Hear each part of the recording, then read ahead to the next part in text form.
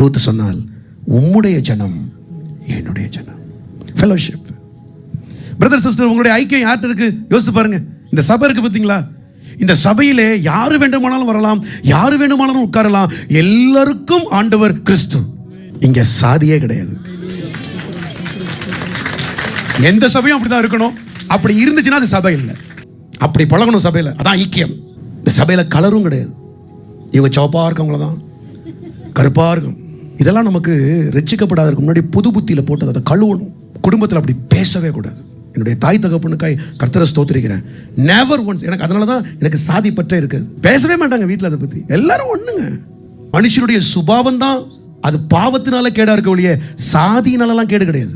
சாதியை கொண்டு வந்தது மனிதனுடைய மூளை. என் இயேசு எல்லாரையும் ஒன்றாக இணைக்கிறவர். இயேசுவின் ரத்தம் யாரெல்லாம் கழுவிடுச்சோ அவங்க எல்லாம் என் ஜனம். எத்தனை பேர் ஆமேன்னு சொல்றீங்க? நல்லா தெரிஞ்சுக்கோங்க. இந்த உலகம் எப்படி தெரியுமா? படிப்போ உன் அந்தஸ்தோ உன் சாதியை மாத்தாது உலகம். அம்பேத்கர்லாம் எவ்வளோ படித்தவர். அவருக்கு தனி டம்ளர் வச்சுருந்தாங்க யூனிவர்சிட்டியில். கதெல்லாம் இந்திய நாட்டின் சம்பவமே வேற. அதனால தான் கர்த்தர். ஆனால் இன்னைக்கு எனக்கு என்ன, ஆஸ் அ பாஸ்டர், ஒரு ஊழியக்காரனா எனக்கு எந்த இடம் வலிக்குதுன்னா, திருச்சபை அது இல்லாமல் இருந்தது, அங்கேயும் இப்போ புகுத்திருக்காங்க. கம்யூனியன் என்ன சிஸ்டர்? ஒரே பாத்திரத்தில் கம்யூனியன். எல்லார் வாயிலையும் ஒரே வாய், ஒரே வாய், ஒரே வாய், ஒரே வாய். அந்த கம்யூனியன் என்ன சொல்லுது? எல்லாரும் ஒரே பாத்திரத்தில் வாய் வைக்கும் போது நாம் எல்லாரும் பல சாதி அல்ல, இயேசுவின் சாதி ஒண்ணு. உலகம் பிரிக்கிறத சேர்க்க வந்தவருங்க கிறிஸ்து. நேற்று ஒரு சகோதரி வந்து சொன்னாங்க, பாஸ்டர் இந்த திருநங்கை திருநம்பிலாம் சபைக்கு வரதுக்காக ஒருத்தவங்க கேட்டாங்க.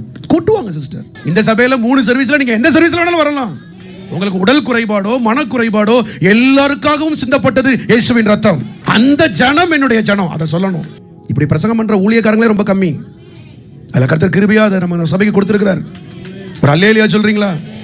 ஐக்கியத்தில் 3 காரியம் இருக்கக்கூடாது. 3 இருந்துச்சுன்னா ஐக்கியத்தை கெடுத்துரும். 1 சாதி, 2 கலரு நிற வேறுபாடு, 3 இவங்க படித்தவங்க இவங்க படிக்காதவங்க, இவங்க தாழ்ந்தவங்க. அது எதுவுமே கிடையாது. கிறிஸ்துவுக்குள் நாம் அனைவரும் ஒன்று.